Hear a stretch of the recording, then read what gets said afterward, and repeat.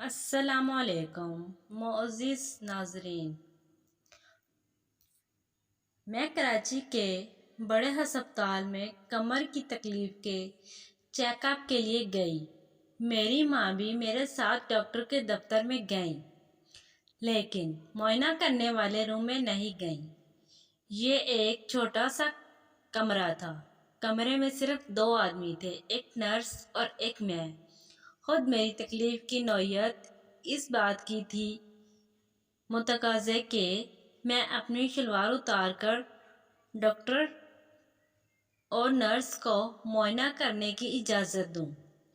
Nurse نے مجھے ایک کرتا دیا اور معائنہ کے لیے کیمرہ تیار کر کے بعد ڈاکٹر کو بلا لیا۔ ڈاکٹر نے میری کمر کو ایک نظر دیکھ کر مجھ سے تکلیف کے بارے میں پوچھا۔ میں نے بتایا کہ سرجری کے بعد مجھے کمر کے نچلے حصے میں درد رہتی ہے۔ اس نے میری کمر دبائی اور مجھ سے پوچھا کہ دبانے سے کوئی اثر محسوس ہو رہا ہے یا نہیں۔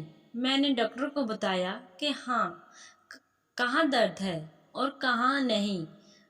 جب معائنہ ختم ہوا تو ڈاکٹر نے اچانک میرے جسم کے پچھلے حصے پر زور سے ہاتھ مارا۔ میں نے اسے معائنہ کا حصہ ہی سمجھا، لیکن یہ میرے لیے حیران کن تھا۔ اس نے پھر بتایا کہ اب کوئی درد نہیں ہوگی۔ میں بہت پریشان اور دنگ ہو کر رہ گئی۔ میری پشت پر ہاتھ مارنے کے بعد ڈاکٹر روم سے نکل گیا۔ میں نے اپنی شلوار اتار کر اوپر کرتے ہوئے نرس کی طرف دیکھا۔ اس نے نظریں نیچے کر لیں، لیکن اس کے لہجے سے مجھے اس کا جواب مل گیا کہ وہ اس واقعہ پر شرمندہ ہے، لیکن کچھ کر نہیں سکتی۔ میں روم سے نکل کر ڈاکٹر کے دفتر میں پہنچی، جہاں میری ماں میرا انتظار کر رہی تھی کہ پتہ چل سکے کہ ڈاکٹر کیا کہتا ہے۔ ڈاکٹر نے کہا کہ کوئی بڑا مسئلہ نہیں ہے اور میں بالکل ٹھیک ہوں۔ اس نے میری طرف دیکھتے ہوئے پلکیں تک نہیں جھپکی اور میں نے نظریں نیچے کر لی۔ ماں نے پریشانی کے عالم میں پوچھا کہ درد کی پھر کیا وجہ ہو سکتی ہے۔ ڈاکٹر نے کہا کہ یہ کوئی بڑا مسئلہ نہیں ہے، نہ ہی اس کے لیے میڈیکیشن کی ضرورت ہے، بس آپ اس درد کو نظر انداز کر لیں، یہی کافی ہوگا۔ ہسپتال سے نکل کر گھر جاتے ہوئے وہ لمحہ بار بار میرے ذہن میں آ رہا تھا۔ میرا چہرہ بجھ گیا تھا اور ماں پوچھ رہی تھی کہ آخر کیا ہوا جو تم بالکل خاموش ہو گئی ہو۔ تب میں نے اس واقعہ کو ہمیشہ کے لیے اپنے دماغ میں دفن کرنے کا فیصلہ کر لیا۔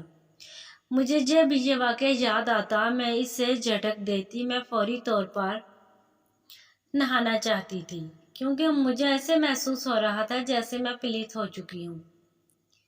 اپنے آپ سے مجھے نفرت محسوس ہو رہی تھی۔ نفرت کا لفظ بھی میرے احساسات کو بیان کرنے کے لیے چھوٹا محسوس ہو رہا تھا۔ میں اس عمل کو کسی بھی طرح معمولی قرار نہیں دے سکتی تھی۔ میں کسی طرح اس شخص کو بے گناہ قرار دینے کی ہمت کر پا رہی تھی اور نہ ہی کوئی وجہ ڈھونڈ پا رہی تھی۔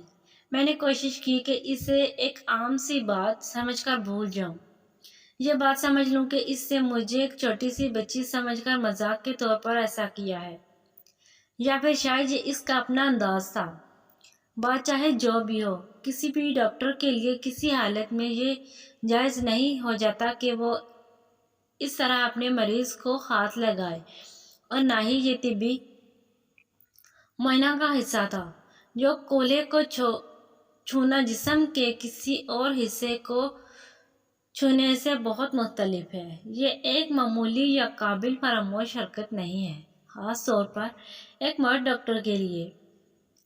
ایک خاتون مریضہ کو اس طرح چھونا تو بالکل ہی نامناسب ہے۔ کسی کے جسم کے حصوں کو چھونا جنسی عملے کے زمرے میں آتا ہے۔ آپ شاید سوچ رہے ہوں گے کہ ایک چھوٹے سے واقعہ کو میں اتنا بتنگڑ کیوں بنا رہی ہوں۔ اب میں اس کو دوسرے الفاظ میں بیان کرتی ہوں کہ ایک بڑا سرجن کراچی کے ایک بڑے ہسپتال میں بیٹھ کر کسی لڑکی کی پشت کو دوران معائنہ چھو لیتا ہے، کیا اس کی حرکت آپ کو بے چین کرتی ہے؟ میں اس بارے میں کچھ لکھنا نہیں چاہتی تھی، لیکن میرے آس پاس کے عقل مند اور سمجھ رکھنے والے دوستوں نے مجھے لکھنے کا مشورہ دیا۔